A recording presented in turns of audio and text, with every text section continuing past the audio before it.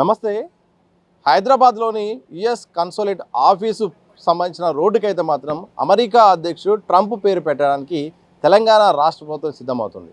గతంలో కూడా సీఎం రేవంత్ రెడ్డి కూడా ఇదే అంశంపై కూడా ఆయన ప్రకటన చేశారు. దీన్ని మాత్రం వామపక్ష పార్టీలు అయితే మాత్రం పెద్ద ఎత్తున విమర్శిస్తున్నాయి. ఈ యొక్క అంశాన్ని వెనక్కి తీసుకోవాలని కూడా చెప్తున్నాయి. ఎందుకు వ్యతిరేకిస్తున్నాయి, అలాగే ప్రభుత్వ విధానంపై తెలుసుకునే ప్రయత్నం చేద్దాం. మనతో పాటు స్టాలిన్ ఉన్నారు, సిపిఐ హైదరాబాద్ జిల్లా కార్యదర్శి.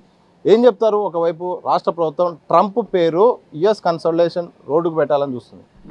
వామపక్ష పార్టీలుగా మేమందరం కూడా వ్యతిరేకిస్తూ ఉన్నాం.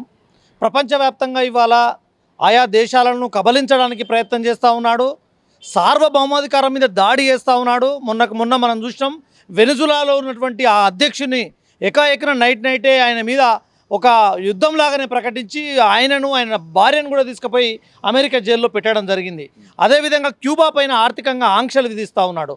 మరొక వైపు ఇజ్రాయెల్ సహకారంతో ఇరాన్ పైన దాడి చేసి ఖుమేని ఆ దేశ అధ్యక్షుని కూడా చంపడం జరిగింది. ఇవాళ ప్రపంచవ్యాప్తంగా తమకు నచ్చని దేశాలపైన పెద్ద ఎత్తున టారిఫ్లు పెంచుతున్నటువంటి పరిస్థితి మనం చూస్తూ ఉన్నాం.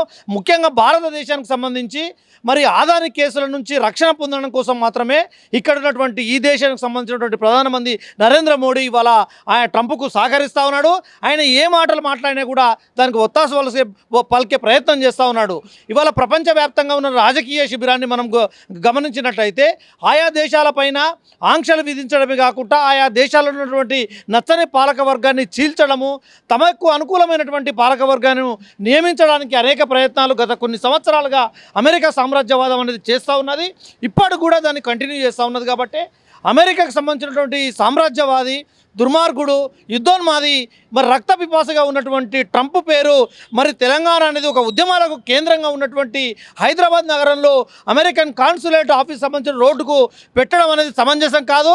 తక్షణమే ఈ రాష్ట్ర ప్రభుత్వం రేవంత్ రెడ్డి సర్కారు ఆ నిర్ణయాన్ని ఉపసంహరించుకోవాలనే డిమాండ్తోని రేపు పెద్ద ఎత్తున మరి జగజీవనరావు విగ్రహం నుంచి అంబేద్కర్ విగ్రహం వరకు కూడా వామపక్ష పార్టీల ఆధ్వర్యంలో నిరసన ప్రజా ప్రదర్శన కొనసాగుతుందని చెప్పేసి తెలియజేస్తా ఉన్నాం. రాష్ట్ర ప్రభుత్వం గతంలో పెట్టుబడుల ఆకర్షణ కోసమో రకరకాల కారణాల వల్లనో సీఎం రేవంత్ రెడ్డి ప్రకటించారు ఒకవైపు. మరోవైపు ఇదే ఏఐసిసి దేశవ్యాప్తంగా ట్రంప్ విధానాలకు వ్యతిరేకంగా ఫైట్ చేస్తుంది.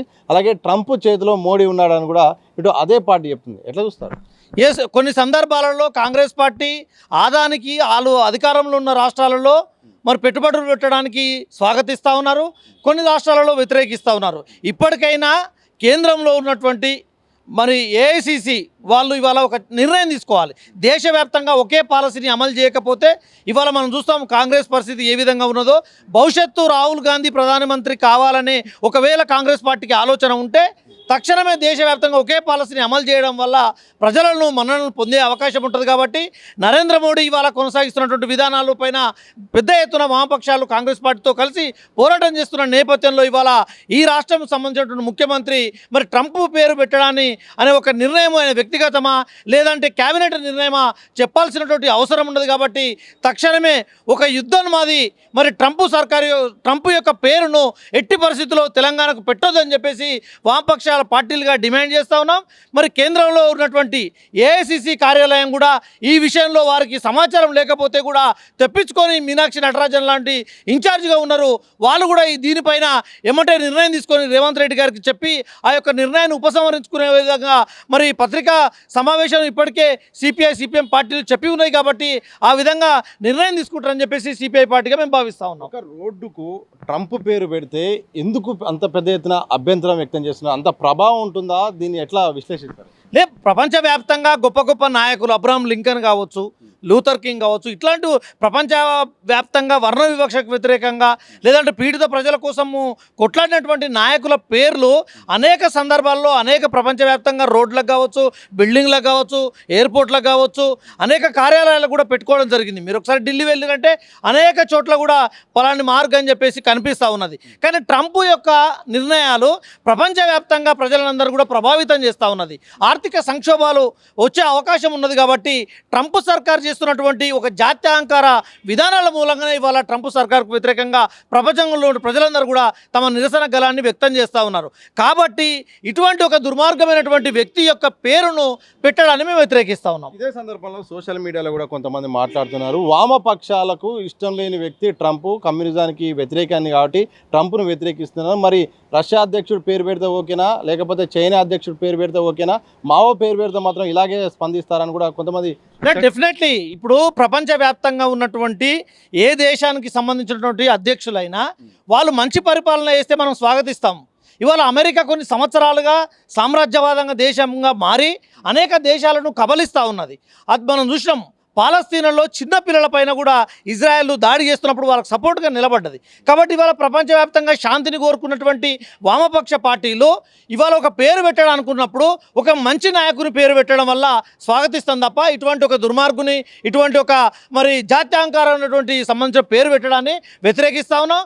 మరి మిగతా రష్యా కావచ్చు, చైనా కావచ్చు, ఏ సంబంధించినటువంటి పేర్ల విషయంలో అయినా కానీ ముఖ్యంగా భారతదేశానికి సంబంధించి ఆ దేశానికి మన దేశంతో ఉన్నటువంటి మిత్ర సంబంధం ఆధారంగా పేర్లు పెట్టాలని చెప్పేసి కూడా సిపిఐ పార్టీగా డిమాండ్ చేస్తా ఉన్నాం. చివరిగా ఒకవేళ రాష్ట్ర ప్రభుత్వం ఒక నిర్ణయం తీసుకుంటే ఏం చెప్పబోతున్నారు, వామపక్షాలు ఏం ఫైట్ చేయబోతున్నాయి నెక్స్ట్? ఇవాళ కాంగ్రెస్ పార్టీ గత కొన్ని సంవత్సరాలుగా వాళ్ళు వేసుకున్నటువంటి స్వయం కృపరాధం మూలంగానే అనేక రాష్ట్రాలను కూడా వాళ్ళ అధికారం నుంచి కోల్పోవడం జరిగింది.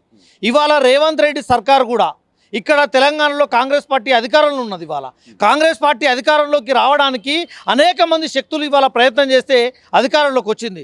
వచ్చిన తర్వాత ఇటువంటి నియంత్రణ పేరు పెట్టడము, ఇటువంటి దుర్మార్గంగా మరి యుద్ధాన్ని పెంచే విధంగా ఉన్నటువంటి నాయకుని పేరు పెట్టడాన్ని ప్రజలు హర్షించరు. సెల్ఫ్ గోల్గా కాంగ్రెస్ పార్టీ మారుతుందని చెప్పేసి తెలియజేస్తా ఉన్నాం.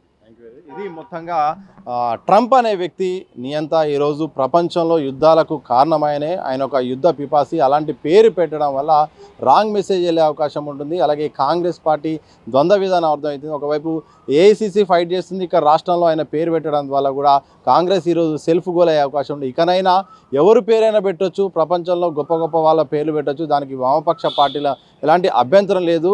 కానీ ఇలాంటి యుద్ధాన్ని శాంతికి వ్యతిరేకంగా ఉన్న వ్యక్తుల పేర్లు పెట్టడం వల్ల కూడా ఇది సరైంది కాదు. ఇకపై ప్రజా పోరాటాలు చేస్తాం. ఇప్పటికైనా తెలంగాణ రాష్ట్ర ప్రభుత్వం అయితే మాత్రం ఈ విషయంలో వెనక్కి తగ్గాలని కూడా సిపిఐ హైదరాబాద్ జిల్లా కార్యదర్శి స్టాలిన్ అంటున్న సందర్భం కనిపిస్తూ ఉంది. కెమెరా పర్సన్ మసూన్తో సతీష్, దిశ టీవీ, హైదరాబాద్.